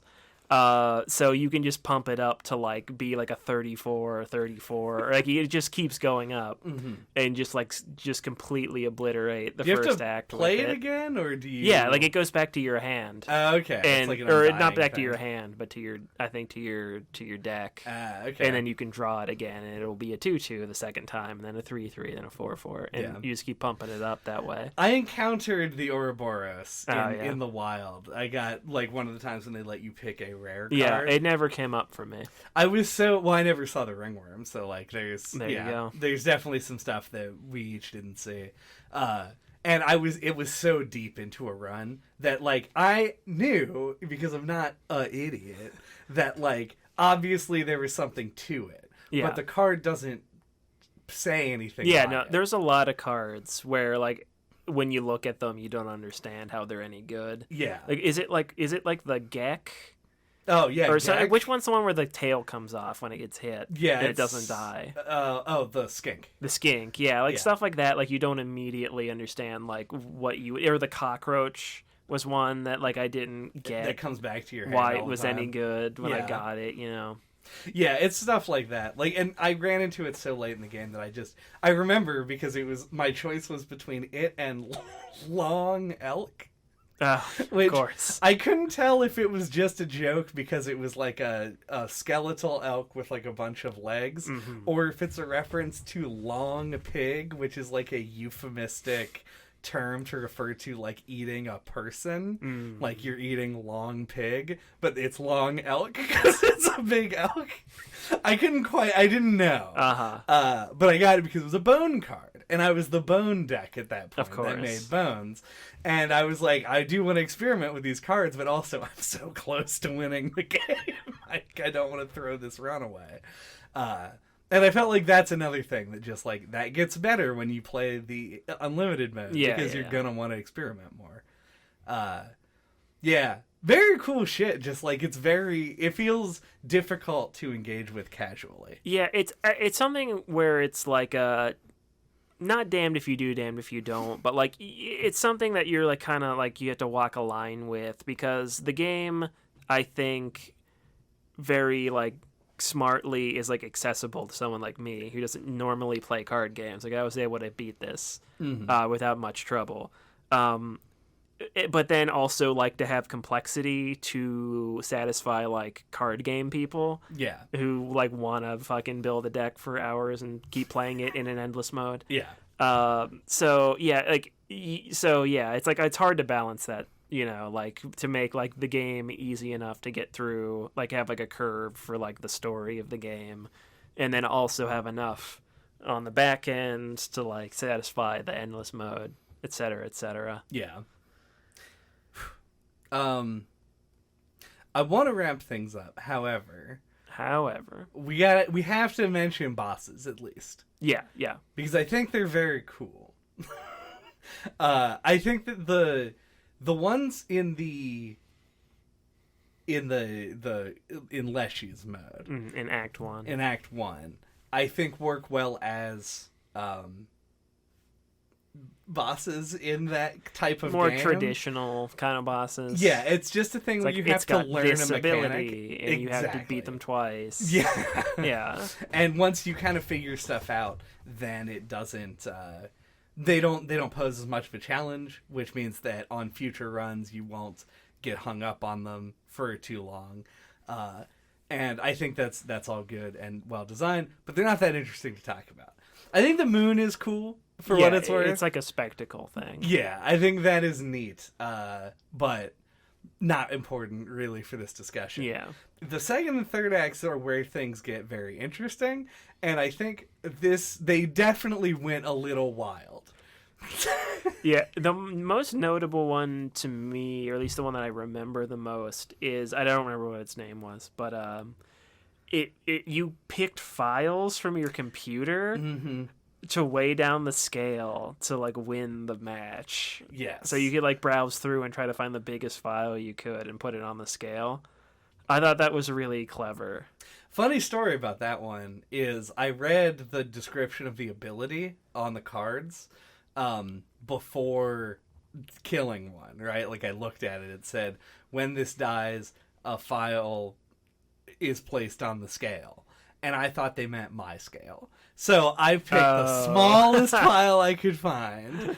But fun fact, if you, let's say, for example, regularly edit a podcast and upload videos to YouTube, you always have got a pretty big file laying around. That's something like I only really use my laptop to play games on. So I had less files to choose from. So like at first I couldn't even tell if they were actually files from my computer. You're like, this could be anybody's C drive. That took a second to like actually for me to realize what was going on. But no, it was very cool though. It's like, look for that. I was like, oh, this one's 8 gigabytes. Put that down scale. I also used the classic no-clip logo. Nice. The less rounded one. Because, I heard somebody express, like, an anxiety, like, that if they put it on the scale, that it, like, might get, like, erased or something from by their the game. harder, yeah. Which I never even thought of for a second. But, like, it's cool that it gives that kind of, like, heat of the moment, like, kind of, like, you're wagering a file. I know I picked, because I picked the no-clip logo one for one that said, like, it was, like, pick something that's dear to you, and that shows age. And the classic no-clip logo is from fucking 2015. Yeah. And it was like, this is an old ass file. And I was like, you fucking better believe it is an old file. And then it was like, if this card dies, you will lose. It will be deleted. Yeah, there you go. Yeah. And it's like, I don't know if that's actually true because I walloped them. Yeah. But also, I have a copy of that file. And also, but that file came off of a Dropbox or something. And obviously, if you think about it for 5 seconds, it's not going to actually delete any of your files. That would be ridiculous. Yeah. But I agree. That one is very memorable. Yeah, very cool. A lot of the ones in this zone really work. Because like the one where you choose the rules is fun. That one I found pretty frustrating. It didn't actually take me. It took me maybe 4 tries, but that one. That's where I landed. That one, because like there's already like an element, as we've brought up, like of luck. Where like you could just get a bad hand to start, or like just not draw very many good cards towards the beginning and just kind of get fucked, and then that paired with the rules, like I don't know, that it kind of rubbed me the wrong way, but it is interesting. Yeah, for sure. It's an interesting, and you got to idea. pick its face. Yes, which that is was fun. Yeah. So I'm okay with that. That's the painter. Yes, there it is. Yeah. And I thought that was very cool. I wanted to shout out one other one, and that is the default PO3 fight, like the one from the second act. Fuck it. Oh, the conveyor belt. Yes, that is the most intensely frustrating and jarring mechanic. Yeah, that one, I may have gotten a little lucky. That one took me 3. Okay. So less than the painter, but... It was also, kind of frustrating. Yeah, it was like, because for me, I'm playing the wizard deck, so just as a basic rundown of how the wizard deck works, in your deck of cards, you have your creatures, and all of them cost basically 0 anything to cast. You can play them for free, as long as you have played an energy crystal. Right. And there are 3 colors of energy crystal. Vaguely familiar from the ending. Yeah. So you have to have a color of energy crystal out. And then anything that is of that color you can play. And I ended up just cutting blue from my deck completely. Or no, I did originally, and then I ended up bringing it back and cutting orange. So I was a green and blue deck. Simic deck. I was a Simic deck. Because it just was way more efficient to only have to worry about 2 of them, because if you had to have 3, you could only have 1 lane open to play stuff in. It's actually a really interesting mechanic. I liked it a lot. But in the conveyor belt thing, it's like your lands just go away. Just in the middle of the game. They're like, oh, you drew a red card?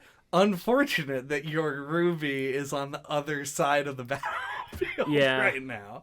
Well, and you also have that the explode bots, where like he'll fucking play it on this side of the board. It'll somehow make it all the way across and then onto your side, and then get attacked and destroy everything on your half. Yep. And you just get fucked. It's one of those mechanics that like is so hard to wrap your head around that it makes you feel like an idiot for fucking it up. I got very familiar with the explode bots by the end, because I was also playing an electronic deck, or whatever they call it. But yeah, like in the conveyor belt fight, they were very frustrating. Yeah, because it's like, damn, how does this keep happening to me? Yeah, because you could just get fucked. Yeah. It was the last boss that I did, and I think me too. It has to be. Okay. You have to do all the other 3 before you can even get in. Okay. I didn't know that. No, it's not. Oh. It is that way in Act 3. You had to do that one last, but in that you can beat him before. Right. Yeah. But I also did him last. Which is, I think that's the intended thing, is to do it last for most people. But when I got there, I remember there are cards in the wizard deck that if you don't have a crystal of any kind out, they just die. And so I fortunately had removed most of those from my deck, because they're not really that good anyway. They're like your early game plays, essentially. And I'd remove most of them, but I would have turns where I'd like have a guy out, and then the crystal rotates and he also dies. And I was like, cool. Now I have nothing. Or they'll make it all the way around, and then the crystal falls back onto my side, and then it just poofs before it comes back to me. Very irritating series of events playing that boss battle for me. Yeah, I imagine. Yeah, I still think it's a good idea. It's just really frustrating as the player. It's something that I think could be workshopped, maybe. Yeah. Like if you had control of it in some way, like you could do so you could attack. Reverse it. Yeah, like there will be like a lever that you can attack or something, and it reverses it. I don't know. Anything along those lines. Yeah. That's it though. I'm done. I did want to mention the ARG element, and then also the ending. But yeah, I don't have a ton to say about it, but like this game, once again, another meta layer. Because it has within it an ARG, an actual like full-fledged ARG, and it's been solved. Because this game's been out for like over a year, right? Yeah. And I think it's cool because it's like a very like what you think of when you think of an ARG. Like I think you had to like I don't remember what screen it is, like maybe the start screen or something. You can like hit Command C or something, or Control C or something, and open like a console, and then you had to like type something in to get a prompt to get like this first like little cipher you had to decode. Interesting. And there were like I think like 3 or 4 different layers to it, like with different clues each time. It was all pretty cool. Like there's some like hints hidden in the videos. There's like one that we both took pictures of like a little like cocktail napkin with like some stuff written on it, which was part of one of them. With a lot of stuff. A lot of stuff. Yeah. The cocktail napkin had to have been it was sideways, 45 diagonal. degrees, yeah. And then you had noticed the sticky notes on his computer monitor in one clip, which is something I didn't, but I watched this YouTube video about it that explained it all. But yeah, like we both had expressed, we almost started talking about off podcast, how we both picked up on some of that stuff and we expected it to be part of the game, and then it ended up not being. And I kind of feel that way about like the whole frame story, really. It feels like it doesn't really add a ton to the game as it is, in a way that just felt a little like kind of disappointing. Yeah, you talked about in terms of balancing mechanically in the game that there's a fine line that you walk when you're trying to appeal both to a casual playthrough and a hardcore audience of people who play card games. Yes. There's also a very fine line to walk when you're implementing an ARG into a video game, because if it's too obvious that it's there, then the ARG people will fucking eat you alive, because they'll just solve it. They'll be like, immediately, everything was too easy and obvious to see. And then also on that side, as a casual player, and this is what happened here, you see those things not knowing about the ARG and want to keep that information. You figure them out. And it's a huge ruined orgasm when you never get to put a big long code on a cocktail napkin into a screen. Yeah. Like, I was running around in the third act walkabout zone, like, where's the computer that I can put this code into, and never found it. Yep.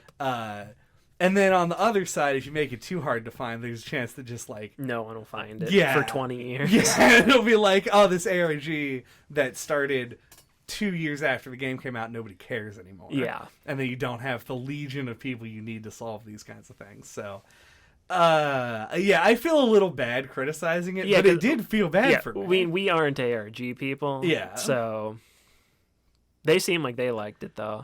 I'm glad it was a good ARG. From the video I watched, it seemed like it kind of hit a sweet spot where like it took them a while to figure it out, but it was like doable. So, I mean, I guess good job for that, because that seems like it's hard to do. Yeah. That seems harder than balancing a card game. Yeah, like a lot of them fizzle out, you know. This one seemed like it followed through. So, but anyway, so the ending of the game. Yes. You end up beating. You play through Act 3. You do the whole board. You do the boss, and then they send you to like go down to the basement or whatever to get something. Check on a security camera. Check the camera, and then the other 3 scribes are down there. And they're like, just keep playing along, and we'll, enact our plan or whatever. Yeah. So you go back to the table, you keep playing along, and then, PO3 is gonna reset the game. He's gonna upload the game to the internet. Yeah. He essentially says almost explicitly like that I'm putting it on Steam. Like he says like we're taking pictures for the storefront, that kind of a thing. Yeah. And, so he's going to upload the game to the internet so that a bunch of copies of the game exist where he's, like, in total control of it or whatever. Yeah. And then Leshy comes up behind him and rips his head off while this is happening and kills him. And then the bone lady ends up resetting the game so that everything just gets erased and it's just set back to, like, Factory 0 or whatever. And then as they're all getting deleted, you play a game against all of them. And it's, like, pretty cool. Like, it's like get this existential kind of thing where, like, they know they're going to die. Like, it's especially impactful with Leshy, where you play against him, and then he, like, the scale gets deleted. Yeah. And he's like, oh, it's okay, just stay here and play with me as long as possible. It's kind of sad. It reminds me of that Justice League episode where Batman just sits on the swing with the girl who has the brain tumor. Yeah. Just stay with me until the end. It's unexpectedly sad. Yeah. And then it does feel a little weird to play against the Bone Lady and the magic guy. Because it's just the only time you ever get to play them in that format. Yeah. So it's like, man, a lot of effort went into this for nothing.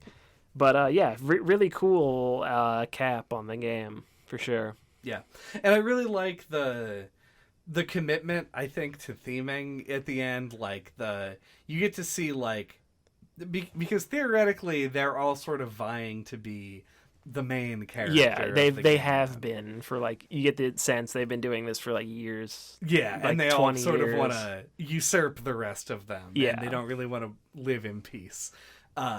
And you get to see like, oh well, in the overworld in the second act, like in the undead part, there was like a puzzle to solve with the tombstones and stuff, and in the ending sequence, like her game is like a chess thing. Yeah. So they like commit to all of these little bits, and yeah, unexpectedly sad when they like all ask to shake your hand. Yeah, the one pimple is the dumb human arm. Yeah.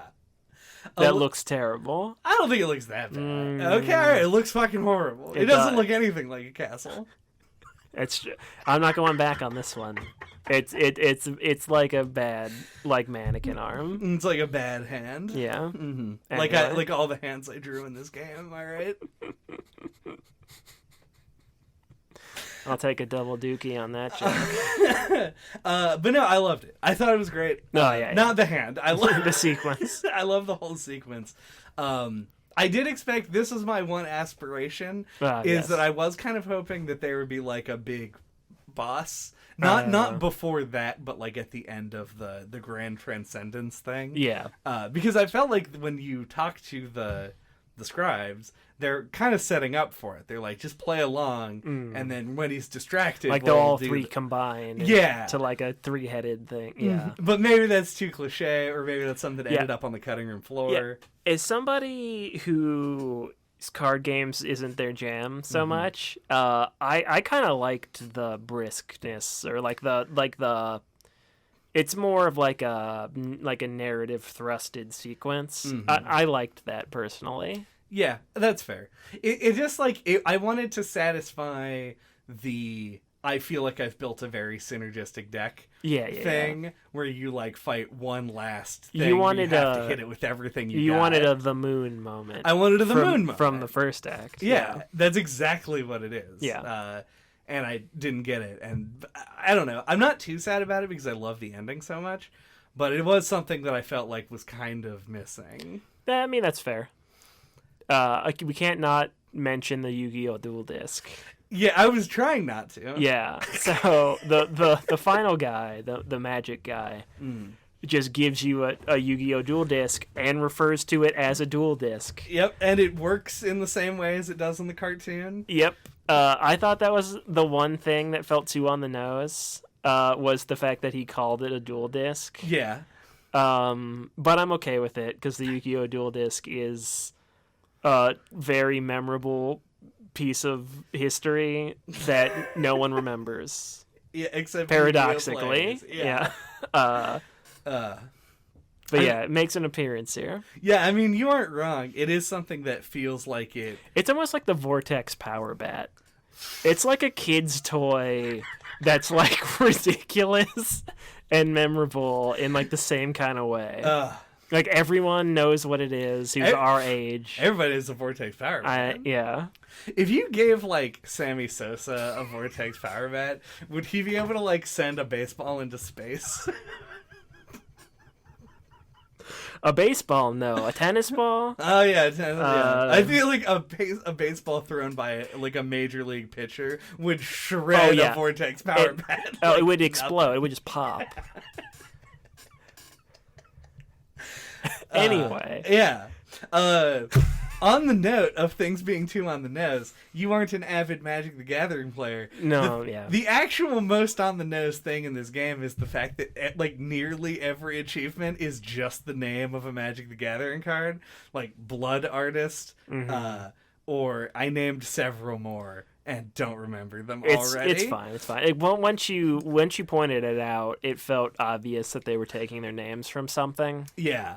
It was extremely weird to see it come up that often because, like, obviously there's a bit of a love letter in here. To like several different card games. Yeah, that the creator obviously is a fan of, but the fact that there were so many of them that came up that felt really obscure. Well, yeah. And the whole meta layer with Luke, and he's doing like the card opening YouTuber thing. Yeah. Yeah. It's a very interesting. It's one of those things where you can really tell the creator's background, kind of like in Sally Face, honestly. Like, you know from playing this game that the guy who made it is a big card game fan, and you can tell specifically what card games he pulled stuff from. Like the Pokemon trading card game league, and Hearthstone for its mana system, and Magic for all the achievements, and some little references here and there. And it's just, I don't know. It's interesting. It's very humanizing. And Yeah. it's something that I do actually like when it's done in this style, because it's not direct references. The Duel Disk, maybe a bit of an exception.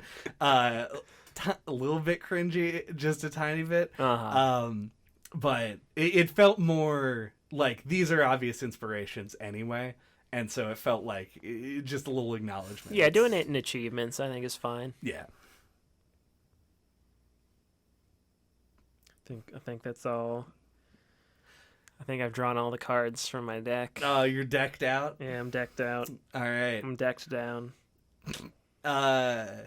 Do we have... Man, there's an abundance of things I could say here. Do we have fatal push thoughts? That's probably not good. It's a little wordy. A little bit. Do we have Shield bot thoughts. Oh, I like the rhyme, honestly. It's pretty good. Do we have squirrel thoughts? My squirrel thoughts. I'm about to sacrifice them.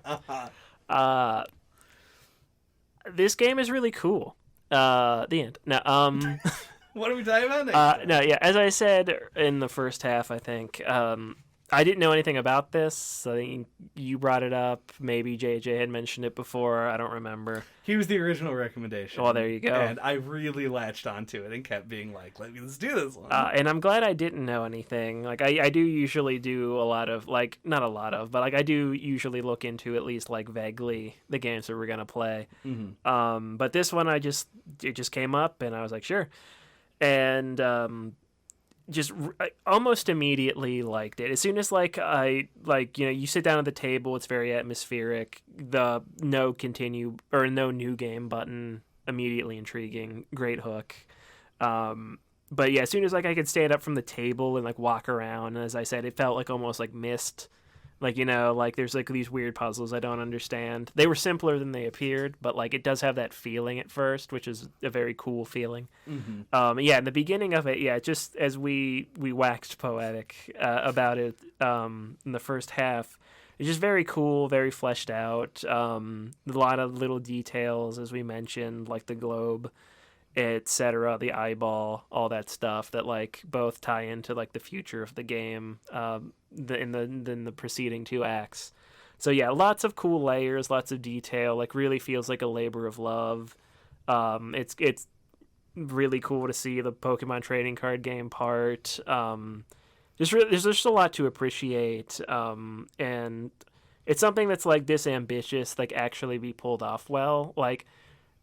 We alluded to other games, there's other weird meta indie games out there, and not all of them stick the landing, and some of them even do stick the landing, but kind of feel like they don't stand on their own enough. And I think this one really pulls it off and has something to say, or something interesting to do with the meta elements in a way that I really appreciate. I wish I could be an ARG person so I could get the full experience, but I'm not. So, but that being said, yeah, as somebody who's not a big card game person, I still found this accessible and interesting. All the other presentation elements really pulled me through, and I did end up actually liking the card game. And I think I like the original format the best, where you sacrifice the squirrels for what that's worth. But I didn't really play the bone or the magic ones very much at all. Yeah. So yeah, I guess there's just so much in this game, it's hard to wrap it all up, so I guess I'll just stop talking and say it's really cool and unique in a way that actually felt fresh. Yeah.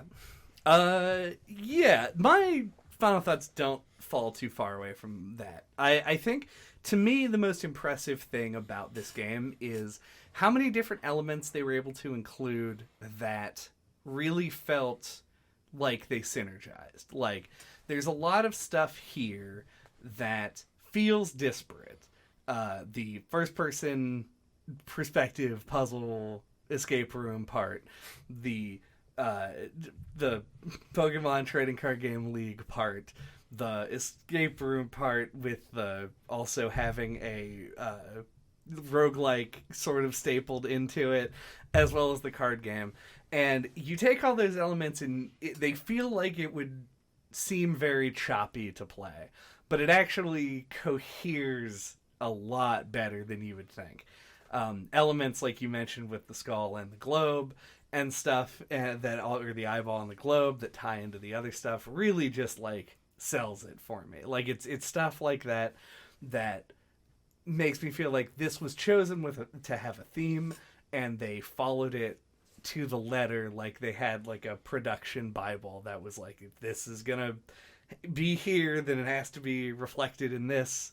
And it does seem like it was probably pretty hard to put together, which is why when I say that I have any complaints at all, they really do boil down to like very minor, gripey sort of mechanical things that don't really bother the overall presentation of the game. And as such, I would recommend this to pretty much anybody who can deal with a card game at all. Like, if it's something that bores you to tears, I guess maybe no. But this game is incredible in a lot of ways, and I fucking loved it. And this year's been a year of hot and cold for me, and I'm extremely hot on this right now. So yeah, like if you would have told me you're gonna play a a deck building roguelite, that seems like something I would not be able to just play at all. And if I'm able to easily just keep play it for hours, then I think most people would be able to get into it. Yeah. Inscryption, thumbs up from Andy. Slay the Spire. Andy does not want a piece of that. That's probably very accurate. Thank you for listening to NoClip this week. What are we talking about next time? Next time, we're maybe one of the largest tonal and just philosophical jumps that we've made in a very long time. Mm-hmm. We're going to be talking about the Borderlands sort of spin-off, not really.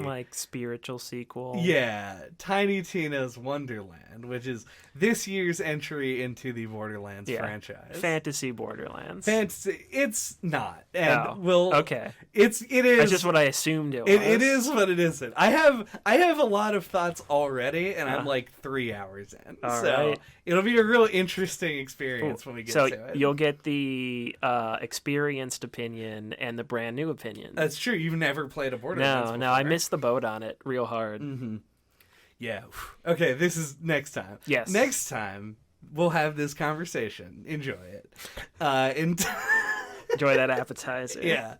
Until that time, you can get a hold of us. All of our contact information is on our website at noclippodcast.com or on splattershot.pro. There you can find links to our Twitter, our YouTube, our Discord server where people like to talk about the game or recommend games to us. And while you're browsing around, you can check out our older episodes on the Pokemon Trading Card League over on NoClip Pocket. Mm-hmm. Buddy Simulator. We mentioned several times. Undertale. Yep. All came up. That's true. And, I mean, the Deltarune second episode's got to be coming out eventually, guys. Eventually. I've played it, all right? I'm pulling my weight. I swear to Christ we will get that out at some point. Yeah. Draw a like button. Stab out your eye and put it in the comment section. To ring that bell. To initiate combat.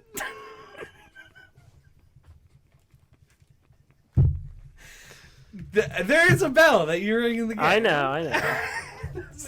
Was it too obvious? I don't know about that. It just wasn't funny.